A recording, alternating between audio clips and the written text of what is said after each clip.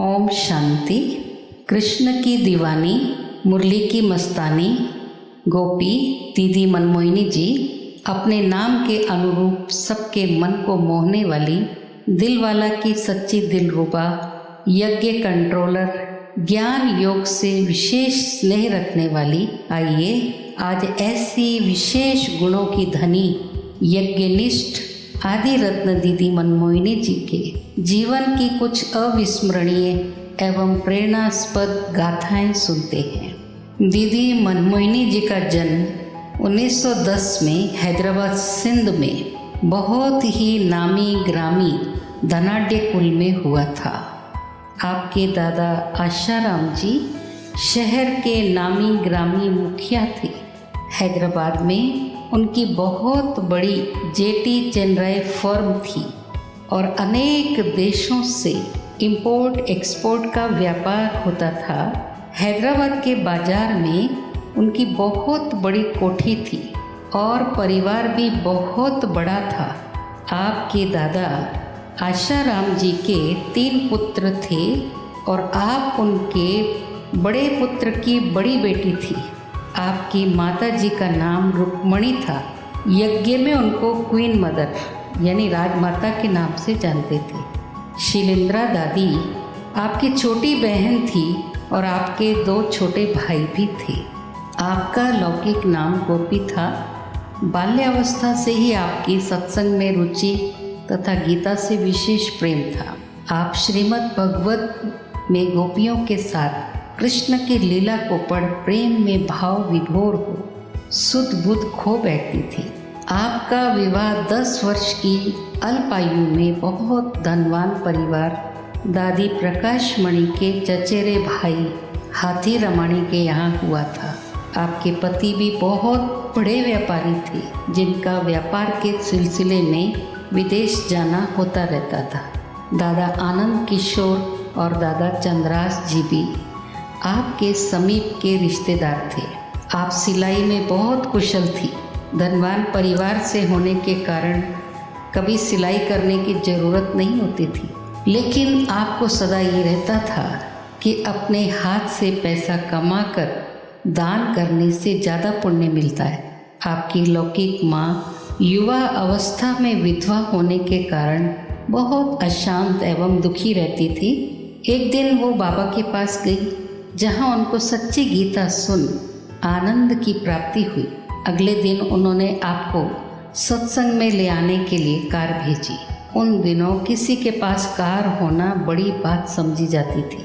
आप कार से सत्संग पहुंची जहां बाबा एक छोटे से कमरे में गीता पाठ करा रहे थे। बाबा के मस्तक पर आपको लाइट का चक्र घूमता हुआ दिखाई दिया और अनुभूति हुई कि बाबा ही श्री कृष्ण है। आपके परिवार से आपके दादा आशाराम जी की, आपकी माता रुक्मणी और आप रोज सत्संग में जाने लगे और आपको निश्चय होने लगा कि आप ही सच्ची सच्ची नंबर 1 गोपी हैं। बाबा की पहली शिक्षा पवित्र रहने की थी, जिस कारण आपको अपने पति और आपके दादा से अनेक अवरोधों का सामना करना पड़ा, परंतु आप अनेक बंधनों को तोड़ अपनी माँ और छोटी बहन शीलेंद्रा के साथ झाटकू हो यज्ञ में समर्पित हो गए। आप तीनों के रहने के लिए बाबा ने अलग से मकान की व्यवस्था की, जहाँ से आप ओम मंडली में आना जाना करते थे।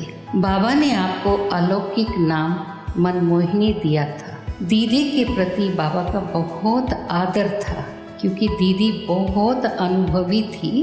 1937 में बाबा ने कन्याओं माताओं का ट्रस्ट बनाया था। आप उसकी विशेष सदस्य थी। कन्याओं माताओं की देखभाल से संबंधित अनेक जिम्मेवारियां भी आपने यज्ञ माता जगदम्बा के साथ निभाई। दादी मनोरिंद्रा जी बताती हैं कि दीदी बहुत चुस्त और एक्यूरेट थी। उनकी स्मृति बहुत पावरफुल थी। यज्ञ का सारा कारोबार जैसे कपड़ा देना, फैंसी सामान देना आदि सब दीदी संभालती थी। अनुभवी होने के कारण मम्मा भी दीदी से राय मशवरा कर कार्य करती थी। भारत पाकिस्तान विभाजनोपरांत 1950 में बाबा ने आपको कुछ भाई बहनों के साथ नए स्थान की व्यवस्था करने हेतु भारत भेजा। बाबा को मायावी दुनिया से दूर एकांत स्थान की तलाश थी। भारत में पूना, अहमदाबाद आदि कई स्थानों को देखने के बाद आपके लौकिक घराने के गुरु गंगेश्वरानंद जी की राय पर आप माउंट आबू में उचित स्थान देखने गई। काफ़ी बंगले देखने के बाद आपने भरतपुर के राजा की कोठी ब्रज कोठी को सुनिश्चित किया। मई 1950 में लगभग 400 यज्ञवत्सों सहित यज्ञ कराची से ब्रज कोठी माउंट आबू स्थानांतरित हुआ। 1-1.5 वर्ष बहुत परीक्षाएं आई, बैगरी पार्ट रहा। फिर 1952 में कराची से लाए चित्रों द्वारा सेवाओं का आरंभ हुआ। पहली प्रदर्शनी इलाहाबाद के कुंभ मेले में लगाई गई थी। आप अपने त्याग तपस्या के आधार पर इलाहाबाद और दिल्ली में अनेक सेवा केंद्र खोलने के निमित्त बनी। आपने दिल्ली कमला नगर सेंटर पर रहकर कई वर्षों तक सेवाएं दी। फिर 1965 में मम्मा के अव्यक्त होने पर यज्ञवत्सों की पालना एवं यज्ञ के प्रशासन को संभालने हेतु आपने मधुबन में मम्मा के कमरे एवं मम्मा के ही बिस्तर पर अपना स्थान ग्रहण किया।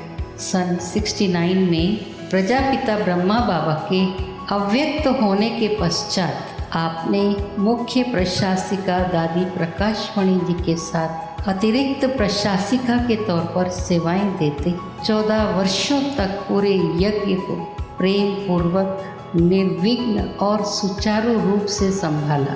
आप दोनों ने मिलकर पूरे विश्व में सेवाओं का बहुत विस्तार किया और 1983 तक विश्व भर में लगभग 1150 सेवा केंद्र और उप सेवा केंद्र स्थापित करने के निमित्त बने। सब आपकी जोड़ी को कहते थे 2 शरीर और एक आत्मा है। बाबा ने दीदी को माइट और दादी को माइक का टाइटल दिया था। आपका यज्ञ में बहुत ऊंचा एवं विशेष स्थान था। आपके व्यक्तित्व में चुंबकीय आकर्षण था। आप में अनेक दिव्य गुण चरम उत्कर्ष पर थे। आप 72 वर्ष की आयु में भी आश्चर्यचकित कर देने वाली स्फूर्ति और चेतना से काम करती थी। मधुबन में देश विदेश के हजारों लोगों का आना जाना होता था, परंतु आपने दादी के साथ इतना एक्यूरेट व्यवस्था बनाई हुई थी कि हर आने वाला आपकी व्यवस्था देख प्रभावित हुए बिना नहीं रहता था। सब अवश्य कहते थे कि इतनी शांति, परस्पर प्रेम और सेवा भाव से सुचारू रूप कार्य करने की कला आपसे सीखने योग्य है। वृद्धावस्था में भी ईश्वरीय सेवा अर्थ आपने न केवल पूरे भारत का आसाम से आबू, कश्मीर से कन्याकुमारी और कोलकाता से कच्छ तक भ्रमण किया, अपितु विदेश में भी आपका इस श्रेष्ठ कर्तव्य हेतु जाना हुआ। इस पर जयंती बहन लंदन से बताती हैं कि 1981 में जब आप विदेश यात्रा पर न्यूयॉर्क आए तो आपके आने से यूएन की सेवाएं आरंभ हुई, जहां बाद में दादी जानकी ने अपना भाषण भी किया था।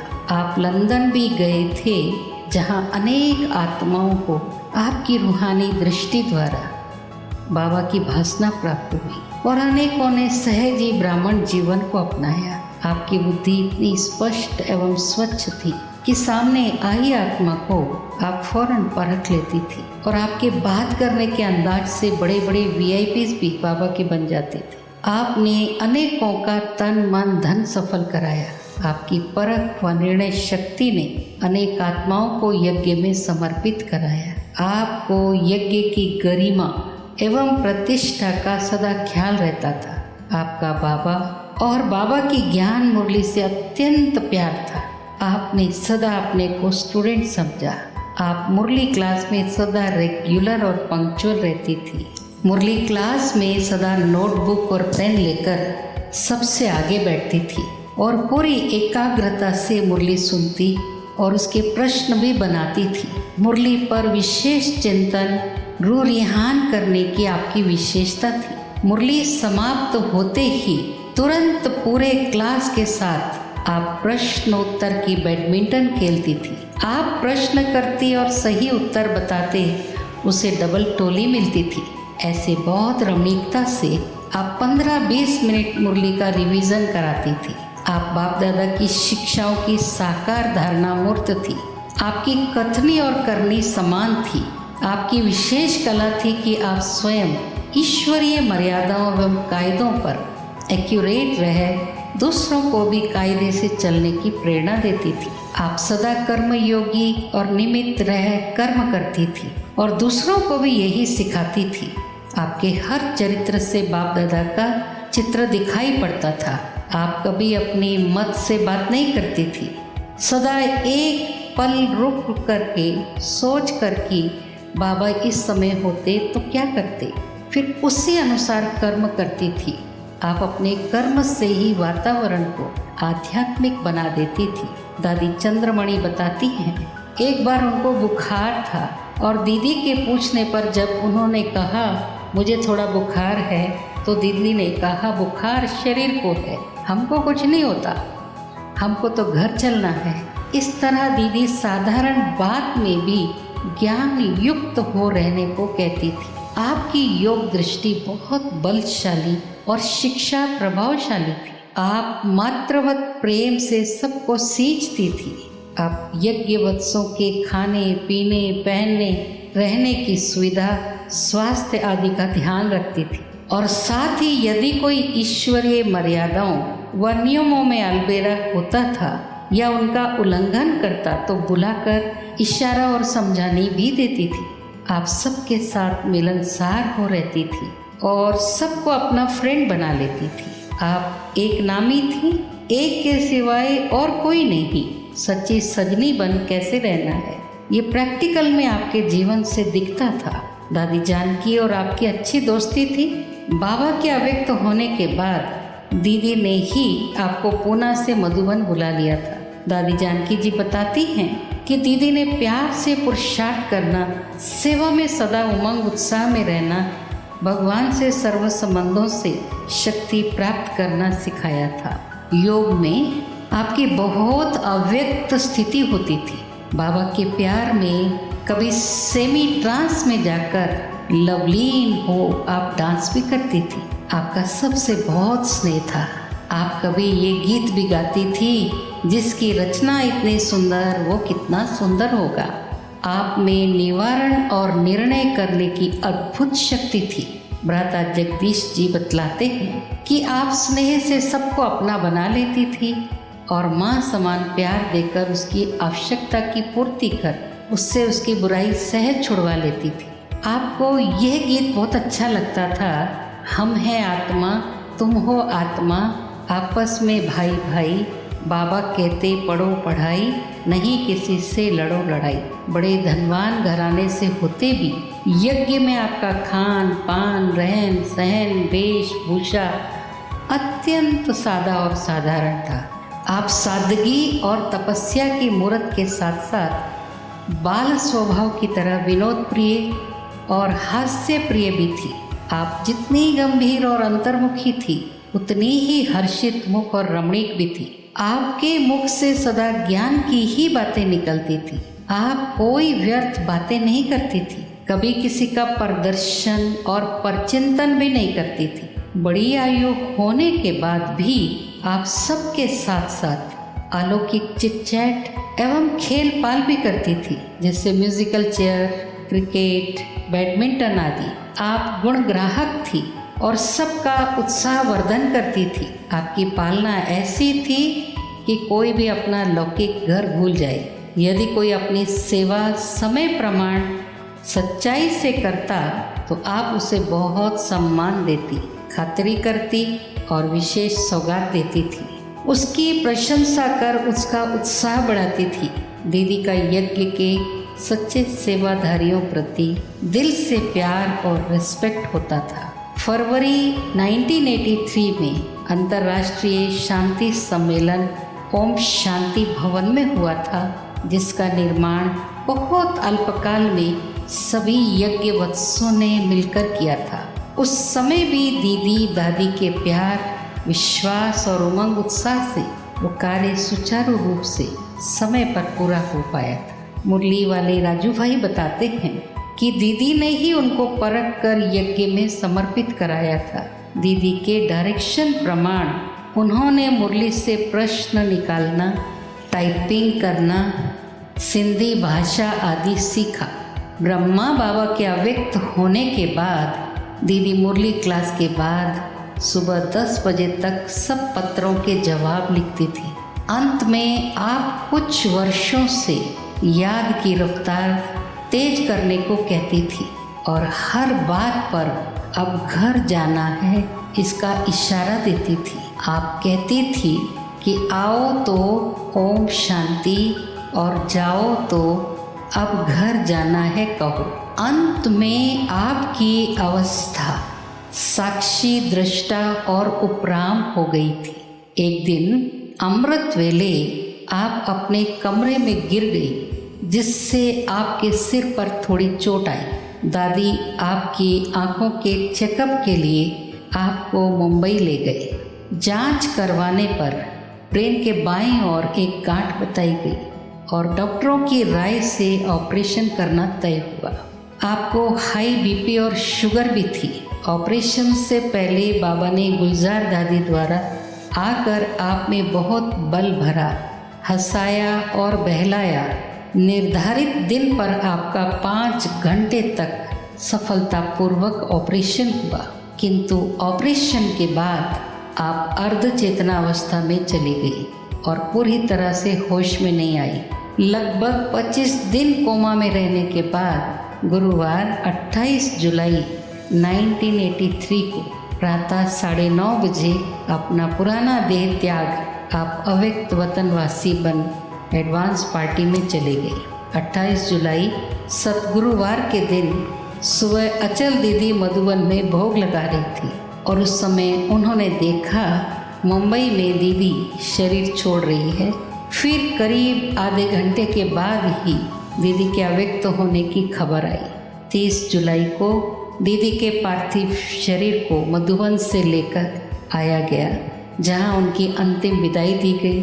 उसी दिन शाम को बाबा की पधरामणी हुई और बाबा ने सब बच्चों के संकल्प एवं प्रश्नों को शांत किया और कहा, न भगवान का न भगवती का दोष है, ये तो ड्रामा की भावी थी।